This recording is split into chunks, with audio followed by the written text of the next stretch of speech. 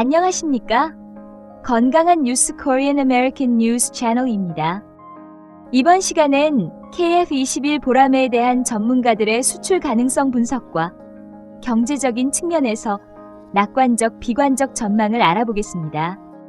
지난달 KF21 보라매가 초도 비행에 성공하면서 대한민국의 KF21이 새로운 전투기종으로 전 세계적인 주목을 받고 있습니다.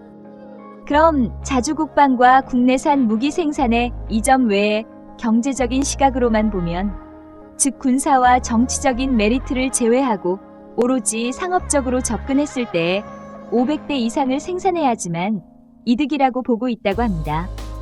하지만 KF21은 애초에 시작 단계에서 예산 절감 등 상업적인 목적으로 연구한 것이 아니었습니다. 특정 목표는 아니지만 만약에 KF21이 500대 이상 수출을 기록한다면 상업적으로도 큰 성공을 거둔다는 것입니다. 한국항공우주산업에서는 300대에서 최대 500대의 판매 수요를 예상하고는 있습니다. 이 중 실질적으로 주 고객이 될 가능성을 가진 나라들은 동남아시아를 주축으로 중동과 남미 정도로 예상하고 있습니다. 여기에 운이 좋으면 이번 폴란드 방산거래와 같이 전투기 교체 타이밍이 맞는 유럽의 군 규모가 작은 몇 개국 정도를 추가하는 정도라고 보고 있습니다. 일단 낙관적인 전망 먼저 알아보도록 하겠습니다. 먼저 개발 시기와 가격입니다. 차로 따지면 최신형 자동차이며 성능 역시 현 시장 최고 제품과 동급 정도로 예상이 되는 부분인데, 중요한 이 점은 그에 비해 저렴한 가격입니다. 한 가지 확실한 것은 2020년대에 세계 각지의 중소형급 세미 스텔스 기종 개발에 열을 올리고 있고, 현재 완벽하게 완료된 기종은 KF21밖에 없습니다. 따라서 KF21이 가격을 낮추고 괜찮은 성능만 뽑아줄 수 있다면 세계 중소형급 전투기 시장 중 F-35가 팔리지 않는 곳을 노릴 수 있을 것이라는 전망입니다. 여기서 중요한 것은 KF21이 F-35와 직접적으로 경쟁하지 않을 가능성이 높다는 것인데요. 미국이 F-35를 판매할 만한 국가는 우선 미국의 우방이며, 동시에 경제력과 국가 예산에 있어 F-35의 수명 주기 비용을 감당할 수 있을 만한 국가이기 때문에 이러한 국가에서 F-35 대신 KF21을 선택할 가능성은 없다고 봐도 무방합니다. 따라서 KF21의 주 경쟁 상대는 기존의 4.5세대 전투기들이 될 것입니다. 특히 제3세계 국가들에게 있어 라팔이나 유로파이터급 4.5세대 전투기를 예전의 F-16과 비슷한 가격과 유지비에 살 수 있다면 매우 큰 구매 요건입니다. 그러므로 KF21의 수출 가능성을 논함에 있어 가장 중요한 것은 첫째도 가격, 둘째도 가격이라 할 수 있는데요. 현재 KF21 사업의 사업비가 120대 구입에 8조 5천억 원으로 책정되어 있어 대당 700억 원, 약 6천만 달러로 예상되고, 관계자 발언에 따르면 어떠한 변수가 있더라도 7천만 달러는 넘지 않을 것이라 말하고 있습니다. 다만 현재 제시된 성능과 유사한 경쟁 기종들의 판매가를 비교하면 대충 대당 6천만 달러 선 이하에 판매할 수 있어야 시장 경쟁력이 있다고 볼 수 있습니다. 대당 6천만 달러를 넘으면 유사한 베스트셀러 기종들보다 기체 단가가 비싸져 전투기 수출 시장에서 고전을 면치 못할 것이라는 전망입니다. 특히 2017년에만 해도 1억 달러가 넘던 F-35의 가격이 2020년 인도 수출분은 8천만 달러로 인하되었기 때문에 인지도나 성능에 있어 확실한 열세에 놓인 KF21의 수출 단가는 대략 5, 6천만 달러 선이 상한선이 됩니다. 현재 목표로 하는 가격은 F-35보다 대당 2,500만 달러 정도 저렴한 한화 600억 원 정도를 적정 가격 수준으로 예상하고 있습니다. 이 정도 가격이면 비단 F-35뿐만 아니라 기존 4.5세대기들보다도 상당히 저렴한데요. 신형인 F-15X의 경우 보잉은 기당 8천만 달러 이하라고 주장하고 있지만 알려진 것에 따르면 기당 8,700만 달러이며 라팔이나 타이푼의 경우에는 그 이상이기에 F-35가 아닌 다른 전투기들과 비교하여도 분명히 경쟁력 있는 가격이 됩니다. 따라서 KF-21의 수출 가능성을 논함에 있어 실질적인 시장은 중동과 동남아, 중남미가 될 것이고 이들 지역에서 경쟁할 수 있는 가격을 갖추는 것이 중요하며 현재 예상하고 있는 6천만 달러 대의 기체 단가는 수출 낙관론을 뒷받침하는 가장 중요한 근거입니다. 이러한 낙관론을 유지하기 위해서는 단가를 현재의 예상에 맞출 수 있도록 하기 위해 철저한 공급 사이클과 사업 관리, 특히 개발 지연을 어떻게든 피해야 하는데요. 실제로 이미 팬데믹 상황에 따라 개발에 차질이 생겼었지만 다시 정상화하고 오히려 예정 기간보다 앞당긴 바 있습니다. 러시아와 우크라이나 전쟁도 이 낙관론에 힘을 실어주고 있는데요.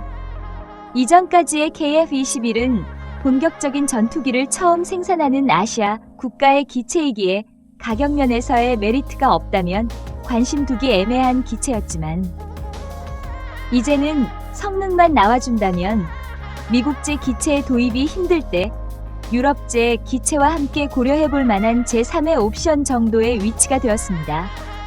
이는 2022년 대한민국 폴란드 방산 계약 시에 폴란드 측에서 KF-21도 유심히 주시 중이라는 언급을 하면서 현실화되고 있는 중입니다. 비관적 전망 알아보겠습니다.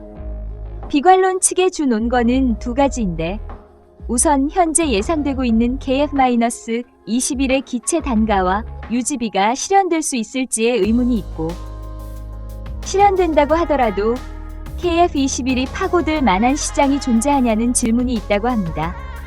거기다가 주변 국가들은 이미 20년, 10년 전에 4.5세대 전투기의 자체 개발 완료 및 배치는 물론이고 이미 5세대를 개발 중이거나 실제 배치까지 완료하고 6세대까지 바라보는 시기라는 말이 있습니다. 위에서도 설명했듯이 KF-21의 예상 단가와 총 수명 주기 비용은 현재의 개발 타임라인에 맞춰 정해진 시간 내에 특별한 문제나 개발 지연 없이 개발이 완료되었을 때를 전제로 하고 있으며 개발 완료 이후에도 부품 공급망 내에 큰 수준의 문제가 없을 것을 전제로 하고 있습니다. 그러나 항공기 개발에 있어 가장 많은 개발 지연이 일어나는 단계는 설계 단계가 아닌 생산 및 시험 단계라는 것인데요. 이러한 단계에서 시뮬레이션에서는 알 수 없었던 문제들이 드러나기 마련이며 벌써부터 낙관적으로 생각하기에는 아직 시기상조라는 의견인데요. KF-21은 이제야 랜딩 기어를 수납하지 않은 상태에서 시행한 초도 비행과 랜딩 기어를 수납하고 시행한 2차 비행을 끝마친 상황입니다. 따라서 앞으로 어떠한 설계 혹은 제조 결함이 드러날지 모르는 한마디로 이제부터 진정한 시작이라 볼 수 있으며 만약이긴 하지만 이후에 결함이 발견되어 그에 따른 개발 및 생산 지연이 야기된다면 필연적으로 기체 및 도입 단가에 큰 영향을 미칠 수밖에 없다고 합니다. 또한 시장에서의 KF-21을 논함에 있어 더욱 커다란 문제가 있는데 바로 경쟁기인 F-35입니다. 낙관론에서 말했듯 KF-21 수출의 대전제는 미국이 F-35를 수출하지 않는 대신 F-16B, F-18EF를 제한하는 시장들 내지 F-35를 사지 않는 시장들인데요. 이들은 대표적으로 미국의 동맹은 아니지만 우방이라고 할 만한 국가들이나 이스라엘의 영향을 받는 중동의 국가들입니다. 따라서 현재 진행 중인 F-35의 대UAE 수출의 향방은 지켜봐야 합니다. F-35의 UAE 수출이 어떻게 되냐에 따라 향후 미국의 F-35 수출 정책을 판가름할 수 있을 것이기 때문입니다. 특히 중동 시장은 이스라엘의 존재나 테러리즘 지원 등의 문제, 옛 이란에서의 경험, 중국과의 커넥션 등을 이유로 미국으로서 최신의 무기 체계를 판매함에 있어 망설이거나 거부하는 경우가 많았는데 이와는 별개로 오일머니에 따른 경제력은 대단한 수준이기 때문에 만약 KF-21이 판매될 수만 있다면 최대 시장이 될 기회가 있는 곳이라는 분석입니다. 이러한 중동 시장을 놓친다는 것은 KF-21의 수출 가능성 중 상당 부분을 빼놓고 얘기해야 된다는 것을 의미합니다. 이렇게 낙관론과 비관론을 알아봤는데요. 종합하자면 KF-21은 가격적으로도 성능적으로도 그 외 여러 가지 이유를 포함하여 판매 전망을 마냥 긍정적으로 바라보기는 어려운 상황입니다. 이러한 비관적인 시각은 한국군과 인도네시아군에서 확정한 도입 수량 이외의 추가 수출에 대한 시각으로만 한정된다는 점, 즉 상업적인 면뿐입니다. 개발만 성공적으로 완료된다면 한국군 전술기 공백을 무사히 넘기고 국산 항공 플랫폼을 소유하는 것으로 KF-21은 충분히 제값을 한다고 볼 수 있습니다. 다만 거기서 한 발 나아가 수출 효자로 등극하기엔 넘어야 할 산이 아직은 많아 보입니다. 세계 최강대국인 미국도 역시 가성비를 중요시할 수밖에 없습니다. 새로운 신기술과 경쟁력 있는 성능과 가격, 즉 훌륭한 가성비로 무장한 KF-21이기에 세계 무대에 충분히 어울릴 만한 전투기라고 생각됩니다. 한국에서 개발한 전투기가 다른 나라 상공을 지키는 일이 먼 미래가 아니라 생각하니 감회가 새롭습니다. 오늘 뉴스 마치겠습니다. 구독과 좋아요는 제작에 큰 힘이 됩니다. 너무 감사합니다.